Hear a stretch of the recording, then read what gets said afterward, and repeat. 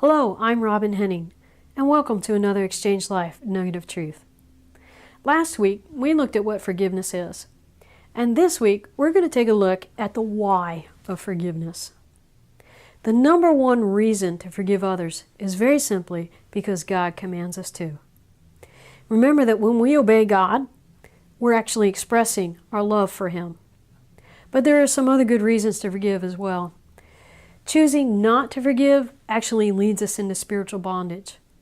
And the Lord Jesus illustrates this in Matthew chapter 18 in the story of the slave who owes his master an astronomical debt.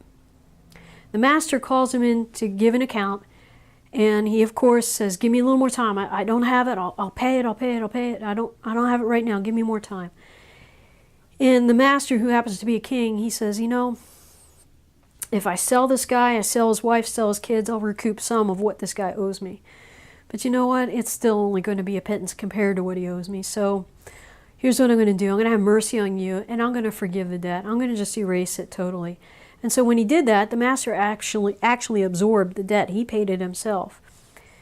And you'd think the guy would skip out of there happy as a clam and just say, woohoo, who's the next person? Give me an opportunity to forgive, But instead, he goes to his fellow slave who owes him $10, about a pittance compared to what he owed the king. And he says, pay up. And the guy says, please give me another week. I'll have it for you in a week. And he's like, no, not good enough. And he has the guy thrown into debtor's prison. Well, their colleagues hear about this, and they get upset about this, and they go to the king and report it. And the king just gets enraged. He gets irate. And he calls this guy back in and says, look, I forgave you this huge debt, and you couldn't forgive this little bit? I'm not having any of that. I'm going to hand you over to the torturers. That's not something you want to hear a king say. And so this guy goes on and goes through some pretty bad stuff. And folks, when we choose not to forgive, we're opening the door for demonic forces to come into our life. They're going to come in through bitterness. They're going to come through hatred, spite, revenge. Revenge never healed anybody. It never solved anything. Never made anybody feel any better. But forgiveness does. Forgiveness is the path to healing, not revenge.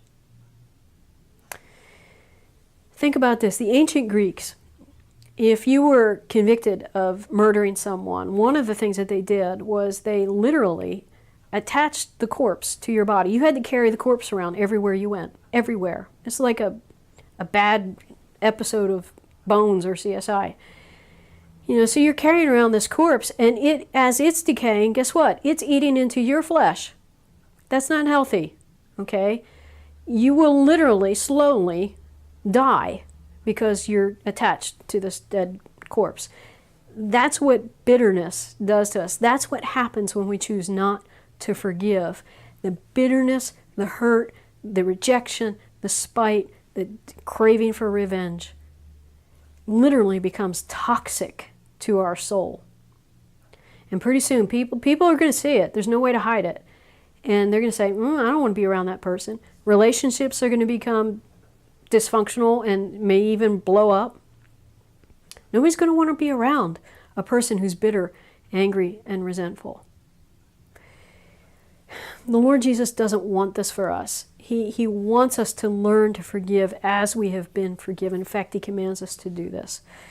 So when we realize what we have been forgiven, how much God extended mercy to us through the cross, how can we not then be motivated to extend it to others?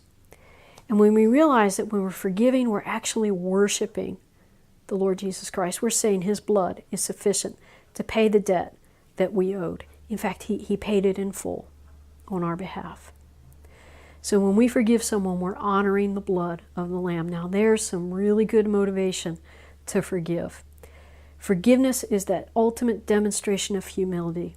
As we realize all that we have been forgiven, how can we not just humbly come before the Lord and choose to forgive others?